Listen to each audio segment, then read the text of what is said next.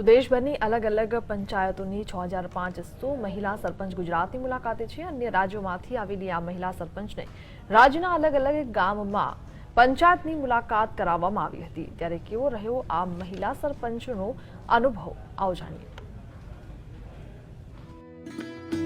આ છે સાબરમતી નદી કાંઠે આવેલા રિવરફ્રન્ટના દ્રશ્યો, જ્યાં દેશભરની 6500 જેટલી મહિલા સરપંચ એકત્ર થઈ છે। ગાંધીનગરમાં મહિલા દિવસના કાર્યક્રમે આ મહિલા સરપંચ ગુજરાતની મુલાકાતે આવી છે। આ તમામ મહિલાઓને રાજ્યના અલગ અલગ ગામોની પંચાયતોમાં મુલાકાત કરાવવામાં આવી અને ત્યાંની કામ કરવાની પદ્ધતિ પણ સમજાવવામાં આવી હતી। તો કેટલીક મહિલા સરપંચ એવી પણ હતી જેને ગુજરાતની પંચાયત વ્યવસ્થા ખૂબ જ સારી લાગી હતી। આસામથી આવેલી મહિલા સરપંચે જણાવ્યું હતું કે આસામની પરિસ્થિતિ ખૂબ જ ખરાબ છે, ત્યાં પંચાયતને વિકાસ માટે પૂરતા રૂપિયા મળતા નથી। તો બીજી વાત એ પણ છે કે નરેગા યોજના હેઠળ રૂપિયા પણ સરકાર દ્વારા મળતા નથી। यहाँ का जो सिस्टम है वो हमारे असम में नहीं है। यहाँ का सिस्टम में है जो मात्र 1500 आदमी से एक पंचायत होते हैं, लेकिन हमारे वहाँ 15,000 से एक पंचायत होते हैं। तो इसलिए यहाँ का और वहाँ का बहुत डिफरेंस है। अगर वहाँ डेवलपमेंट करना है तो ये गुजरात का जो मतलब फैसिलिटी है वहाँ भी लाना पड़ेगा।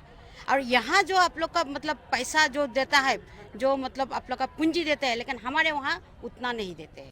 तो हिमाचल प्रदेशની સૌથી નાની ઉંમરની મહિલા સરપંચ આકર્ષણનું કેન્દ્ર બની હતી। જબના ચૌહાણ જ્યારે પંચાયતની ચૂંટણી લડી હતી એ અગાઉ પંચાયતના વિસ્તારને નશા મુક્ત કરવાનું તેને વચન આપ્યું હતું અને 8 મહિનાની જહેમત બાદ તેણે સફળતા પણ મેળવી હતી। सर काफ़ी 6-8 महीने हुए जैसे इलेक्शन लड़ने की तैयारी थी और मैंने लोगों को ये बोला कि अगर आप मुझे जिताओगे तो मैं अपनी पंचायत को नशा मुक्त करूंगी। उसके साथ मैंने एक पंचायत का विशेष ग्रुप बनाया जिसमें यूथ और लेडीज़ें ज़्यादा थी। जो शराब पीने वाले थे उन्होंने भी हमें सहयोग किया। कुछ लोग एक होते ही विरोध करने वाले, अब ऐसा होता है जो काम करेगा उसका ही विरोध होता है। फिर हमने एक ग्रुप बना के 8 महीने तो लगी गए पर फिर भी हमने अपनी पंचायत को नशा मुक्त कर दिया। सर હાલમાં પણ દેશના કેટલાક એવા રાજ્યો છે જેમાં વિકાસ નહીં થતો હોવાની વાતો ગુજરાતની મુલાકાતે આવેલી મહિલાઓ સ્વીકારી રહી છે। ત્યારે કેટલીક કેન્દ્રની યોજનાઓના રૂપિયા પણ દેશના કેટલાક અન્ય રાજ્યોમાં પંચાયતો સુધી નથી પહોંચી રહ્યા। કેમેરામેન જેમિની વ્યાસ સાથે કશ્યપ જોશી, GSTV, અમદાવાદ।